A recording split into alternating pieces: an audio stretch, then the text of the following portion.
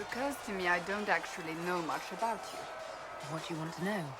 I'm not sure. Where are you from? I thought you knew that. I suppose I could ask Liliana.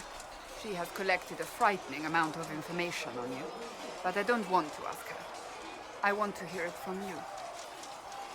My clan never stayed in one place for long, though we primarily roamed the free marches. Oh? I didn't think your people roamed that far north. But clearly I'm mistaken. I'm told some members of your clan might still be alive. Do you intend to go back? I'd go home right now if I could. Then I hope you can, once this business is done. I'd like to get to know you better. You would? Is that a problem? Not entirely. I'm just curious as to your motivation. No motivation, beyond making things between us less... Antagonistic? Exactly. As you wish. My name is Cassandra Pentecost, daughter of the Royal House of Navarra, 78th in line for the Navarran throne. I joined the Seekers of Truth as a young woman, and was with the Order until they withdrew from the Chantry. I remained as the Divine's right hand, carrying out her order to form the Inquisition. And here we are. That's all there is to know, my lady. You're a member of Navarra's royal family. The Pentecosts are a very large clan. Half of Cumberland could say the same. Really? No, but it feels that way.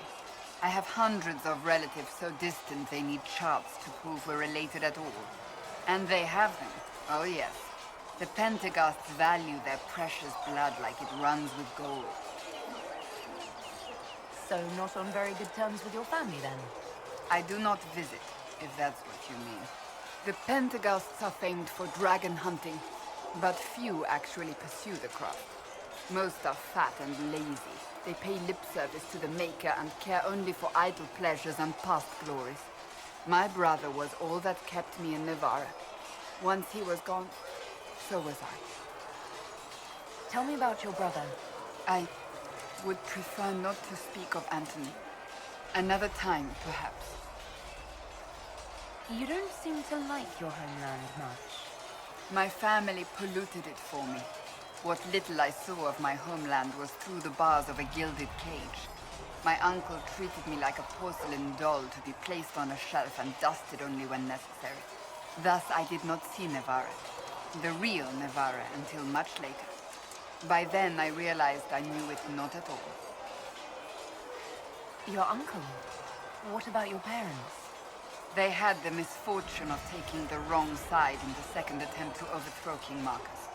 The king executed them, but spared my brother and I since we were family, and children at the time. Thus we were raised by my uncle, a mortalitasi who preferred the company of his corpses to the living. Your uncle was a mortalitasi? A death mage. He still is. My countrymen do not burn the dead, they bury them in special crypts. The mortalitasi supervise the crypts, like priests. Uncle Vestalis oversees the grand necropolis. Navarrans spend more time honoring dead relatives than they do with living ones. It is odd to be so fascinated with death and its trappings. I will never understand it. So you were the right hand to the Divine? To Divine Justinia, yes.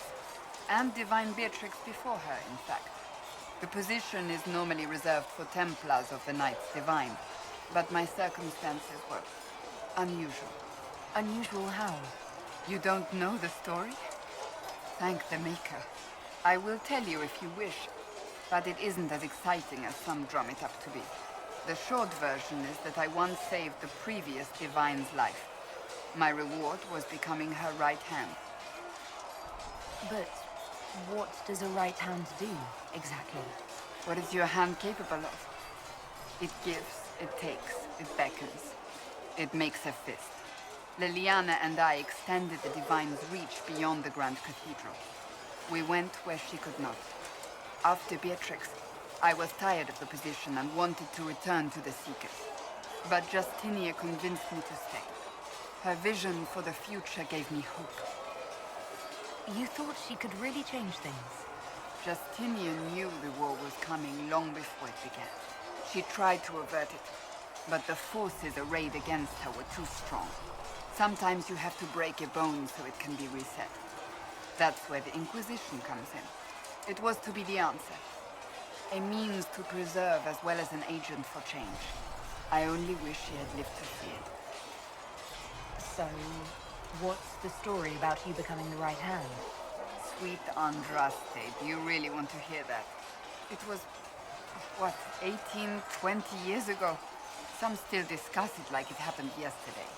The tale gets bigger each time it's told. I barely recognize myself within it now.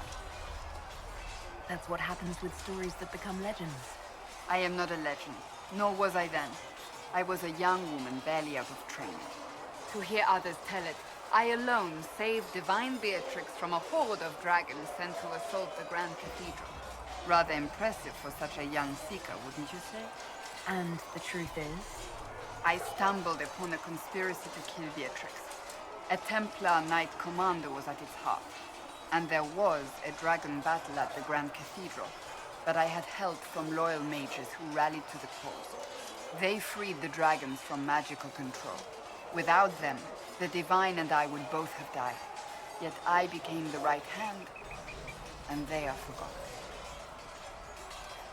What happened to the mages that helped you? They went back to their circles, with rewards and privileges and most holy gratitude. Many of them died at the conclave. That's rather typical of the Chantry, isn't it? Even worse, few know of the Knight Commander's involvement at all. That sort of willful blindness needs to change. I'll let you get back to work.